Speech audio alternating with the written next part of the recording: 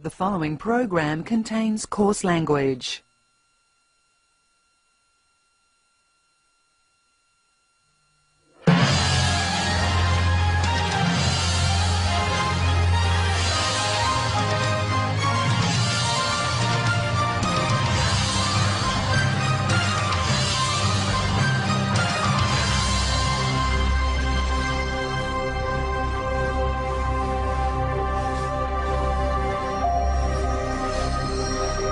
Many religions claim to hold the key to man's salvation. Scientology is no exception. The most fundamental explanation as regards Scientology's basic beliefs is that man is basically good, and that the individual is a spiritual being, that you've lived before and you'll live again, and that your capabilities are infinite, if not yet fully realized. We have the ability to actually help make a difference in the situation in Haiti, and I just can't, see not using this plane to help. But behind the church's high celebrity profile and pious exterior lies a leadership at war with its real and perceived enemies. They include a growing band of former Scientologists and any media like Four Corners that dares to report their grievances.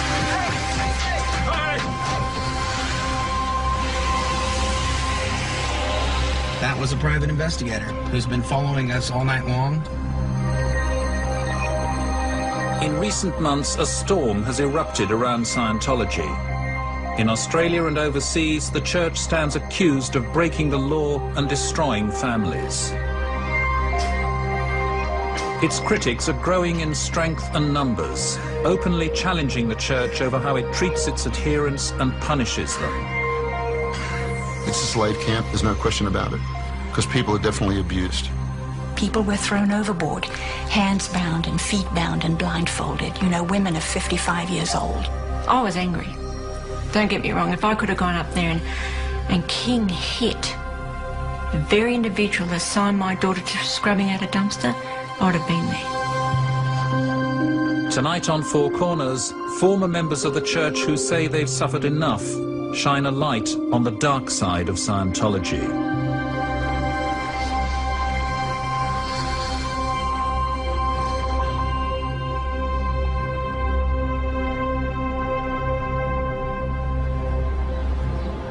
In 1968, a British camera crew caught up with an eccentric middle-aged captain on his boat, the Royal Scotsman. The American was L. Ron Hubbard, and he'd made a name for himself as the founder of Scientology. The subjective name means skio, which means knowing how to know in the fullest sense of the word, ology, which is study of. So it is actually study of knowingness. That is what the word itself means. When this interview was filmed, Hubbard was in trouble with authorities around the world. In the United States, the tax authorities were after him, and his followers stood accused of practicing mind control techniques. Do you ever think that you might be quite mad? Oh, yes. The one man in the world who never believes he's mad is a madman. These are no ordinary seamen. Their allegiance and devotion to the mysterious man is total. To them, he is my Commodore.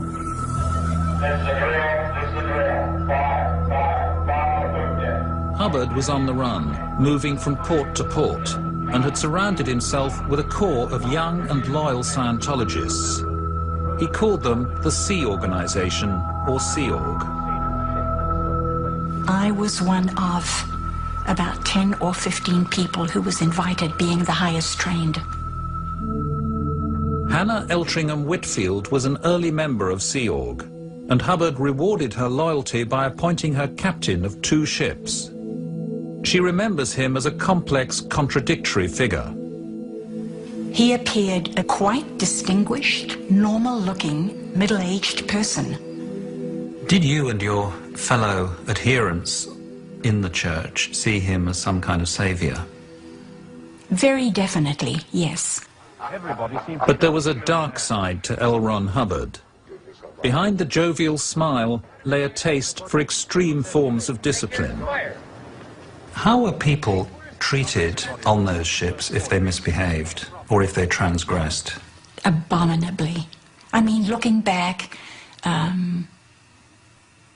I deeply regret even my fringe participation in some of the things that went on, and I'm ashamed of some of them. People were thrown overboard, hands bound and feet bound and blindfolded. Women of 55 years old. For running a process incorrectly, a counseling technique incorrectly in an auditing session.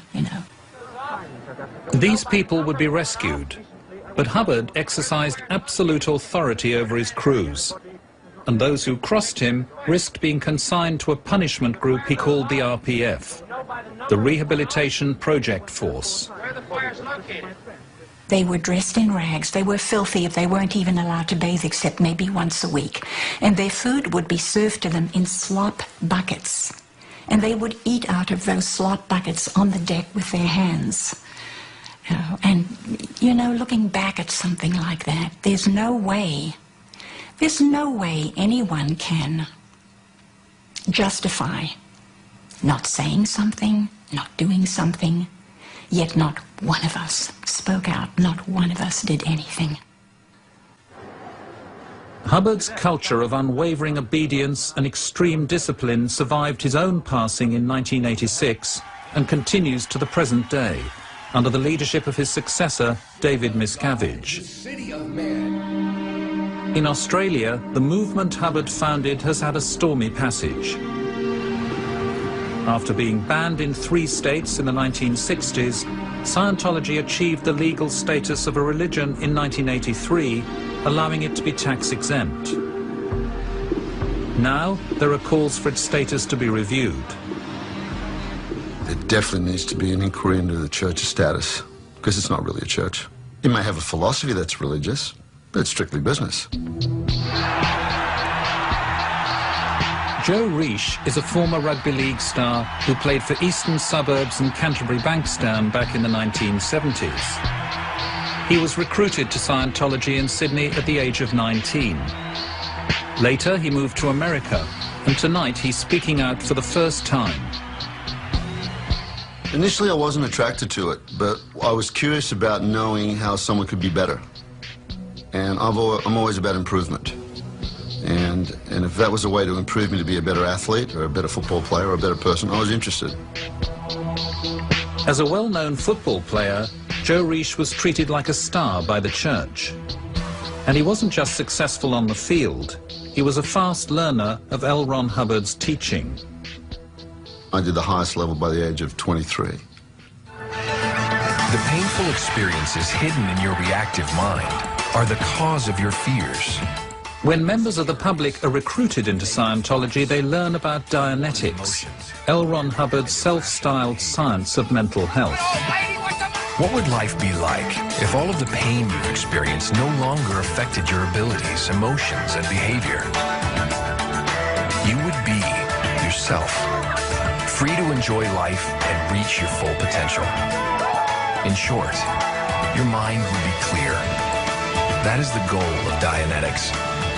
But learning Dianetics costs money. Joe Reish calls it the bait and switch. What they don't tell you is that if you want to go clear, which is what Dianetics sells, that's a $35,000 to $75,000 project. You don't know that. So there's your first bait and switch. You buy a $3 book, and it's going to cost you 50 to 75 grand. Some Scientologists pay even larger sums to move from Dianetics onto Scientology's more advanced spiritual pathway, the Bridge to Total Freedom. The Bridge contains a series of levels designed to increase your spiritual powers. Once you go clear, they say, well, forget about that. You need to go spiritually free. Well, hang on, I just got in to get rid of the mind. Now you're telling me I got to go spiritually free? And there's another switch. But they don't tell you that's going to cost you as well. And there's this whole route all the way through the top. Oh, that'll run you 150 to 250 grand. How much did you spend in all? Well, prior to the marriage and with the marriage, I would say a total between my wife and I at the time, maybe $400,000 to $500,000. I'll just stack these in here. Okay, so you shift over, I'll start stacking.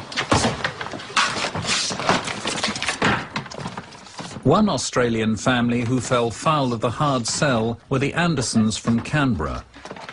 Now they've left the church, this is their third trip to the rubbish tip to offload their stock of Scientology materials. Many thousands of dollars, eh? Have the tips open today.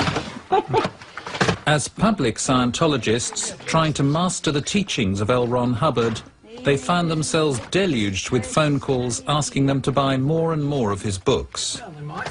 It'll be too late. We were receiving up to 250 phone calls a fortnight to buy books. If not to buy books, to donate books. If not to donate books, it's to buy a second set, you know? It is an enormous commercial enterprise, isn't it? No, it's a religion. It's a large international religion that you know is exactly that, a religion. But it makes an awful lot of money. Well, the church is definitely the beneficiary of its parishioners and people who feel strongly about their religion and choose to give back to it and give to the planet as a result. What many parishioners never discover, unless they pay to work their way up the bridge, is that L. Ron Hubbard, a prolific author of science fiction, wrote a secret scripture in 1967. In it, he describes how an evil intergalactic warlord called Xenu visited Earth millions of years ago, and the spirits or body thetans of people he killed are the cause of many of mankind's spiritual ills. I was one of the first people who was introduced to and read the materials and was expected to start exorcising these body thetans, the body spirits, from my body. I couldn't believe the material, yet I knew I had to for my own survival and for my own eternal salvation. By 1985, Scientology's elite unit, the Sea Org, was back on dry land, and Joe Reish joined up in Florida to work for the church full-time. There, he married a fellow Scientologist. How much were you paid? At the time, I was paid $20 a week. Bit of a come down from your football days. Exactly. I mean, the hourly rate was into the maybe 12 to 15 cents an hour, but you know, at that time we didn't consider it because we were getting fed and we had some birthing, despite the fact that it wasn't the greatest. We felt that we were at least contributing to something. Everyone who joins the Sea Org signs a contract for 1 billion years, making a commitment to return and serve the church for endless lifetimes to come. Joe Reish was the go-to man when wealthy donors who were disillusioned with Scientology wanted their money back. I was their #1 boy in Florida for doing all of these, let's call it resolutions and solving those problems. In 1986, Joe Reish and his wife took steps to leave the Sea Org.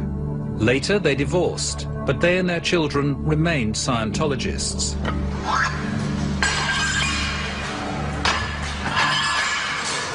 For 19 years, Joe Reish had jobs outside the church, often as a personal fitness trainer. Privately, he started questioning the church. I had mentioned various things that I had some disagreements with, you know, to someone like, why is it so expensive? And then that person would write a report about that and send it in. Joe Reish knew he had a fight on his hands. In 2005, he was summoned to an internal inquiry called a Committee of Evidence, where the secret internal reports on him were disclosed. He was accused of entering into bad investment deals and breaking the rules of the church. But he says he wasn't allowed to see the reports, call witnesses, or have any kind of legal representation. Months later, the committee handed down its final report, shown here for the first time. I went through the 7 or 8 page report that just basically listed out all of my crimes, where they accused me of things that I said I wasn't guilty. They said, you're guilty, and here's the evidence. But the evidence was from those reports that were hearsay. Joe Risch was declared a suppressive person and expelled from the church. But when he picked up the phone to call his children, he couldn't get through. No response. I called again, no response. And then I realized, oh my God, here's what they did. They already had me declared a suppressive person. They told everyone else, including my children.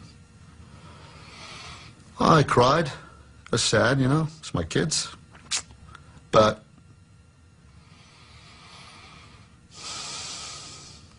you don't do that to a parent. You don't do that. So. Did you talk to your kids after that? Mm-hmm. A spokesperson for the children told Four Corners that claiming that the Church of Scientology is the reason for a disconnection from his children does not tell the entire story. Joe decided long before 2005 by his own actions to separate himself from his family, an assertion that Joe Risch denies. Why was Joe Risch declared a suppressive person? I have no idea. I have no idea. It's news to me. I actually know Joe Risch. I remember meeting him many years ago. He was somebody that I knew personally when I first started working for the church. In fact, I had no idea he'd even been expelled from the church. But once you expel someone from the church, you tell that person's family inside the church to have nothing to do with them. No, that is not the case. Specifically what you're referring to is if somebody is expelled from the church, anybody who insists on continuing to be connected to somebody who's been expelled from the church would be told that as long as they maintain that connection, they're not welcome in the church, because a church, any organization, and particularly a church, like other churches, has a right to not welcome in its ranks people who are supporting or connected to people who are attacking the church and mean the church harm. Well, that's the last time I saw it, actually. In Australia, other families have experienced the intense pain of disconnection from their children in the church. Liz Anderson hasn't seen her eldest child Fiona since 2005, when she was posted overseas from Sydney to work in the Sea Org in Clearwater, Florida. Now all she has left are these few mementos of Fiona's childhood. The Tigers Netball Club. Look, she's a beautiful girl. I mean, I just, and she's mine. I don't know. I can't take the parent away. I'll try. How painful is it for all of you that Fiona is still in the church? Well, I love my wife dearly, and there's been many times I've seen her just so distraught at the fact that she can't have contact with her daughter. It's a very cruel doctrine, a very cruel policy to separate family members from each other on pain of being expelled from the church. Well, let me put it this way. Considering just in the last couple of days and on my last trip to Clearwater, I saw Miss Peachy walking down the street. I believe, come to think of it, the street that she was walking down, I saw 2 or 3 payphones that she most capably could have stopped, picked up the phone, and called whomever she wished to speak with. So if she wanted to speak to her mother, I am sure she's perfectly capable of doing so. Fiona Peachy, who is now 25 years old, has told Four Corners that while she loves her mother, she can't have any contact with her while her mother insults her religion. You want a cup of tea? The Anderson family's involvement with Scientology goes back 27 years. How's your day? Liz and James were both married before, and they spent their early adult lives in the Sea Org. When they became a couple, they fled the Sea Org and were expelled from the church. That is, as a Scientologist, quite degrading. You know, your children are told you're a suppressive person. It's busy in this kitchen today. A lot of production happening here. For years after being expelled, the Andersons worked to get back into favour with the church. George, I didn't make a roll for you. Eventually, they were allowed back in as public Scientologists. And when Fiona was 14 years old, the Sea Org came asking for her. You're indoctrinated as a parent that the best thing for your child to save them is to pull them out of the school system because they're corrupt and put them either in the Sea Org, which would be ideal, or working in an org, a lower organisation. Scared of the consequences if she refused, her mother took Fiona to Sydney. She's got the biggest brown eyes, Fiona, and they just melt your heart. And she looked at me and she had signed the billion-year contract. She said, "But can I just come home, Mum?" And I said to her, "Don't ever ring me and say you want to come home, because I can't do that for you, because you'll be declared a suppressive person if I take you."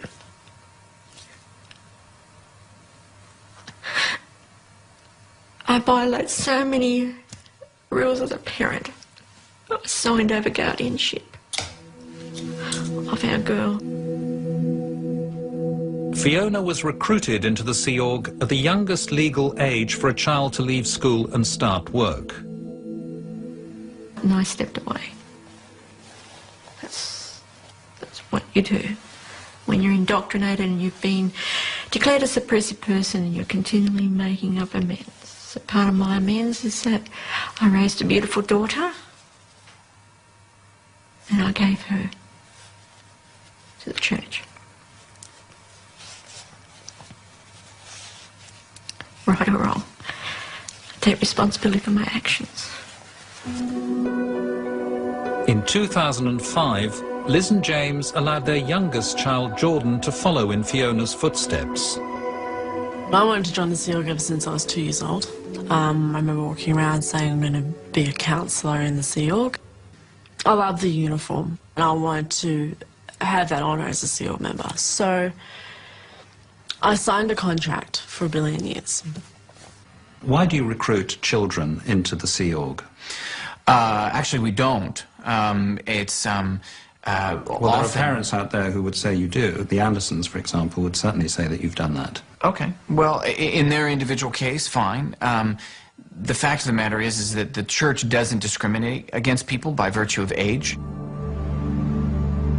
When she arrived at the Sea Org, age 14, Jordan was asked to give a detailed account of her private life, something she herself would later demand of other recruits.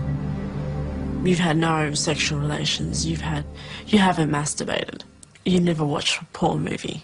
You know, like, they really pull it to shreds and pieces, and like, they even say you haven't had sex with an animal.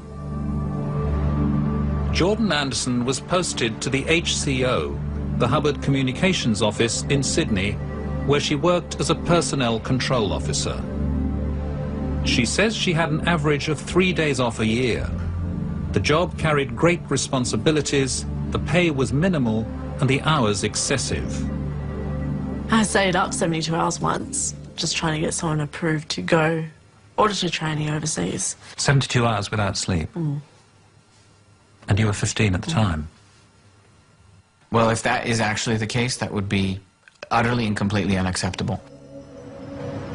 The Sea Org provided Jordan with free board and lodging here in Sydney. But her work involved long hours, and once, she says, when she failed to recruit a member of the public, she was severely punished.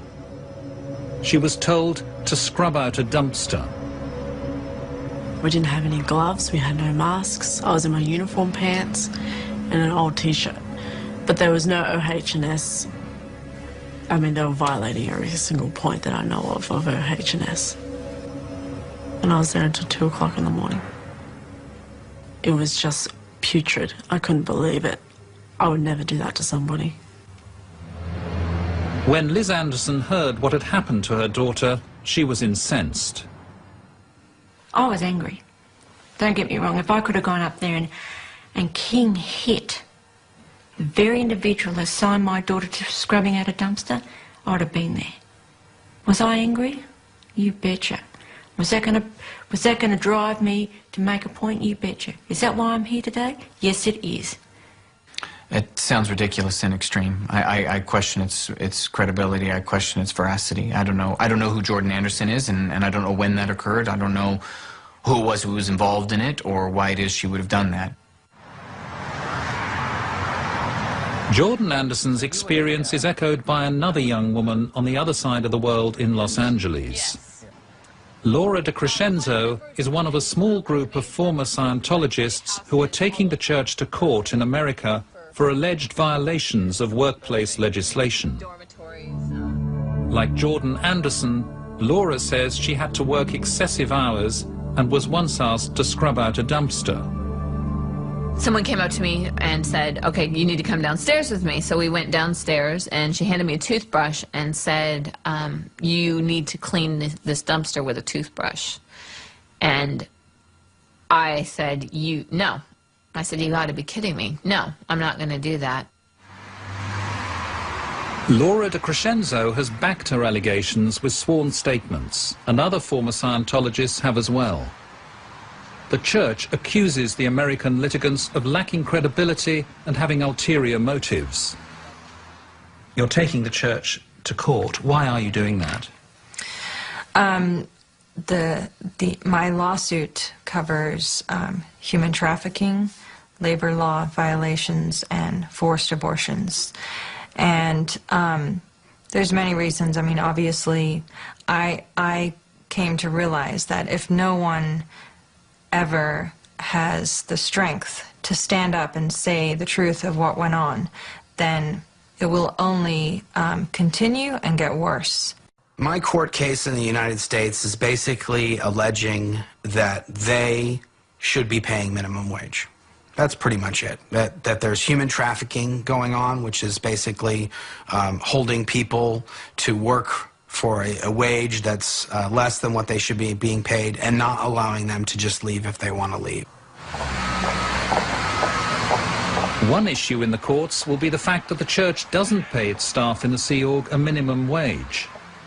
It argues that members of the Sea Org are not employees, but volunteers who don't expect to be paid.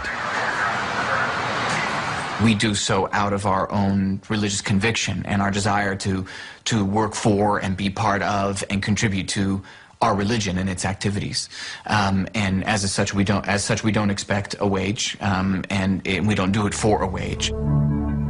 However, Mark Headley says he signed a contract of employment similar to this one when he joined the Sea Org and was promised a minimum wage. 15 years later, I was paid an average of 38 cents an hour for working over 100 hours a week, every single week of every year for 15 years. In 15 years, I made a total of $29,000 for 100 hours a week, every week.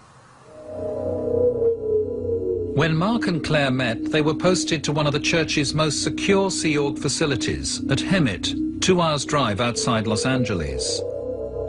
The facility is surrounded by high fences topped with razor wire. What did the church tell you about people who wanted to leave? That people in the Sea organization have foregone the right to leave, and that was reiterated on many different instances.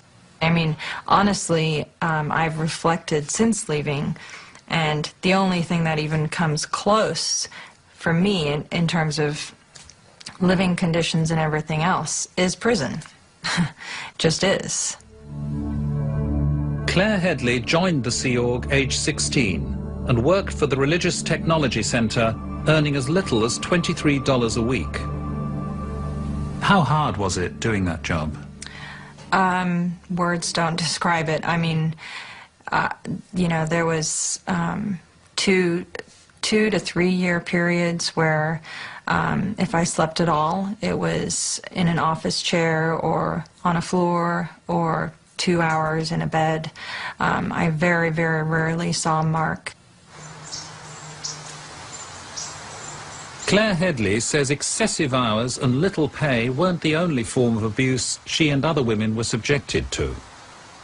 She says she was coerced by senior staff into having 2 abortions. The church denies these allegations. I will always have that emotional scar and wounds. It's a horrifying form of abuse that goes on very prevalently in the SEA organization. Claire Headley says the first abortion took place when she was 19 years old. She and Mark had married 2 years earlier. I had not been paid in months, and I'd used birth control before, but I could not afford it. They sat down with me and prepared me for essentially saying, good, we're going to take you to the Planned Parenthood. They're going to ask you, do you want an abortion? You're to say yes. And I was going to be driven there by a staff member who would be waiting for me outside in the waiting room. So there was absolutely no option. I mean, I was absolutely cornered. This was my worst nightmare come true, absolutely. Claire Headley says her second abortion took place in Clearwater, Florida. Again, she says she had no money for contraception. She asked to speak to her husband, Mark, who was still at the Hemet base outside Los Angeles. That was not authorized.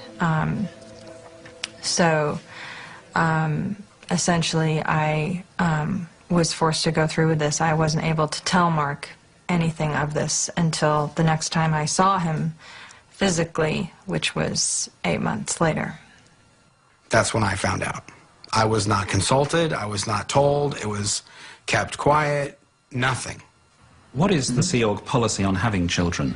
Sea Org members do not have children. If someone is a member of the Sea organization and they wish to have a child, they would need to do so outside of the Sea Org, at which point, when the child is of age, those individuals could come back, to the Sea organization if they so chose. And that's been policy for almost 20 years now. Why does the church ask pregnant women in Sea Org to have abortions if they wish to stay in the Sea Org? Absolutely, that is absolutely not true, and I categorically deny that allegation.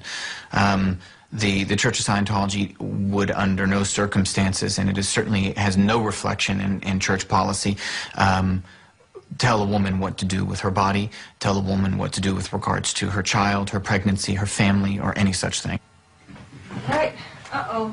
This, though, is exactly what many women allege. Claire Headley says she knows of about 40 other women in the Sea Org who say they've been pressured into having abortions. Good boy. Laura DeCrescenzo joined the Sea Org in Los Angeles aged 12 and says she was coerced into having an abortion 5 years later by a senior officer. She started explaining to me that at this stage, the baby, as they refer to it, there was no Satan there, meaning there was no spirit occupying the body. She was saying, look at how detrimental it would be to the organization if you were to leave. Your post or your job is very important here. We don't have anybody else to put in that job right now. Just the continual pounding, I ended up conceding and doing the abortion.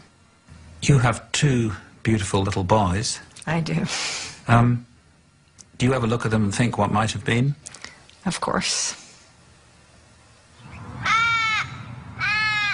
In Australia, when Liz Anderson was in the Sea Org and thought she might be pregnant, she too told a senior officer.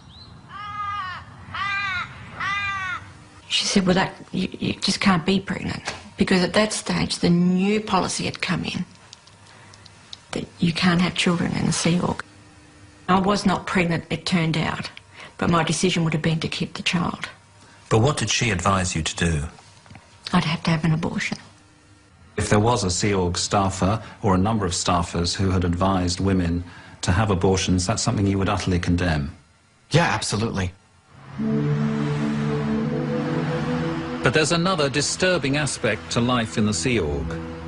When members of the organization transgress, they risk being sent to the RPF, the Rehabilitation Project Force. In 1978, after all the years she'd given to Scientology, Hannah Eltringham-Whitfield was consigned to the RPF by L. Ron Hubbard for performing badly in a session on Scientology's controversial counseling tool, the E-meter. I was led there forcibly by two huge men and confined, locked up in a room with no windows for 2 days and 2 nights, during which time I almost went out of my mind. They do that as a sort of a chilling out period.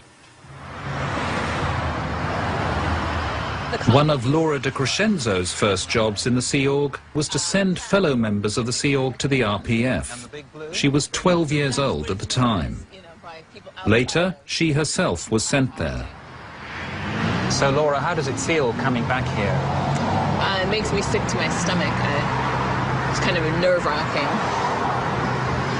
to come to the building. I mean, this is where I was trapped for 3 years. The last 3 years that I was in the Sea Org, I was segregated from everybody in the RPF. So where is the RPF? Point it out to me. Right in that area right there. The second floor is where their berthing is. How many people sleep in these dormitories? It varies depending on the size of the room, but there were some that actually had up to 40 people in it. In Australia, too, the RPF plays a significant part in the Sea Org regime. Peter O'Brien abandoned Scientology last year. In 1997, she says, she was consigned to the RPF here at Dundas, outside Sydney. You are allowed to study for 5 hours, and then the rest of it is cleaning and heavy work, heavy labour. Remember, we're already heavily indoctrinated when we're working in a Sea Org, so when they give you a pick and a mallet and tell you to go and break rocks, you do it, and you run everywhere. It sounds very harsh. Very harsh. Am I right that within the RPF there's a further RPF? It's called the RPF's RPF, yes. What is that?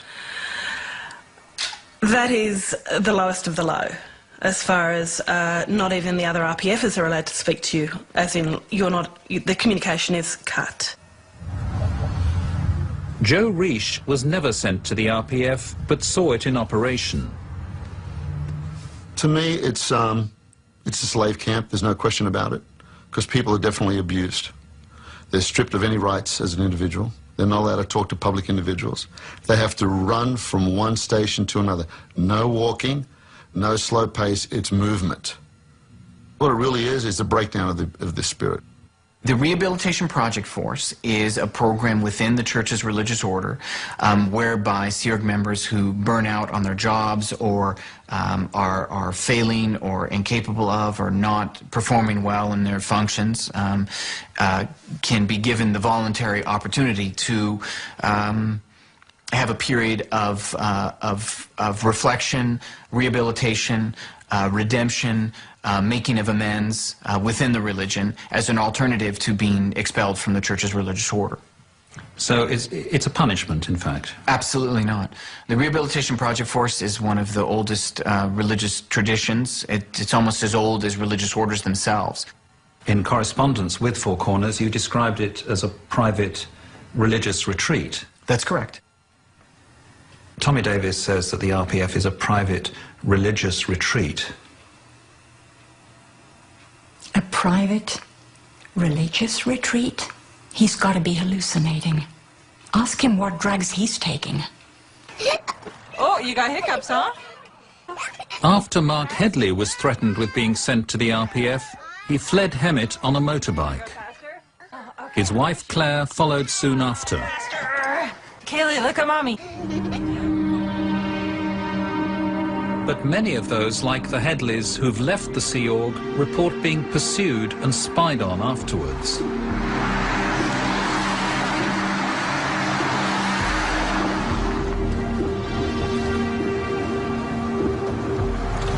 I'm driving down Sunset Boulevard in Hollywood, and I noticed Ford F-150 that was following alongside me.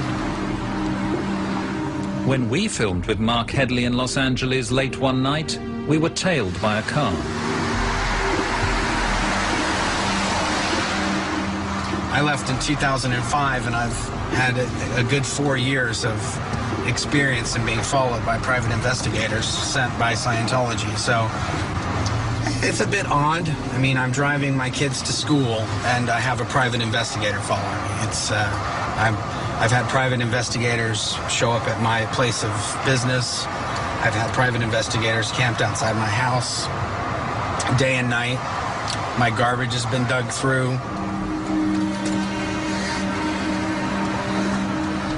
Half an hour later, back at our West Hollywood hotel, there was a familiar vehicle parked outside.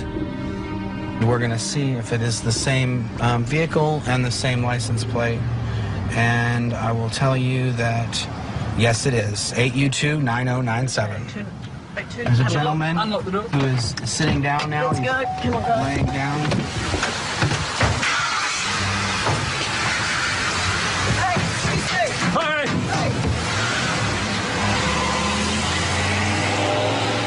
That was a private investigator who's been following us all night long. Is it possible that a church attorney hired a private detective to follow Four Corners and Mark Headley while we were filming? Is that possible? I couldn't comment on that. I couldn't comment. I mean, I couldn't be able to. I wouldn't know how to answer that. I have no knowledge on it, so I don't know how to answer it. This week, Australia's Senate is expected to vote on whether to launch an inquiry into the alleged abuses against Australians that have taken place within Scientology's organisation. Around the world, the Church faces challenges in the courts, in parliaments, and from charitable authorities unconvinced that it was established for the public benefit. Liz and James Anderson, along with other ex-Scientologists, are considering pursuing a class action aimed at getting their money back. Their own claim totals around $650,000. Last year, Liz and James Anderson finally lost patience with the church. Fiona had gone for good, and they were determined that Jordan should not disappear as well. They learned that Jordan, who was unhappy in the Sea Org and wanted to leave, was to be sent out of the country to Florida the very next day. How did you react? I said, there's no fucking way that's going to happen. How the fuck does that work?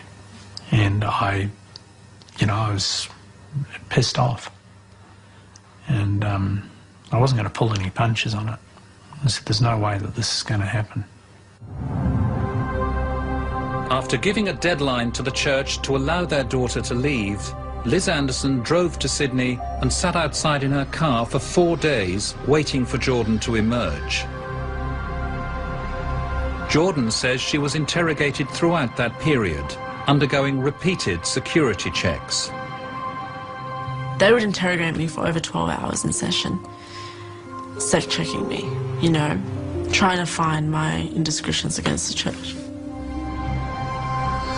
Finally, she was shown the door, emerging into her mother's arms at 10 minutes to midnight.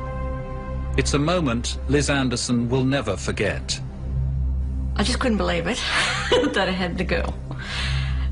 And it was a moment of, oh my God, we're free.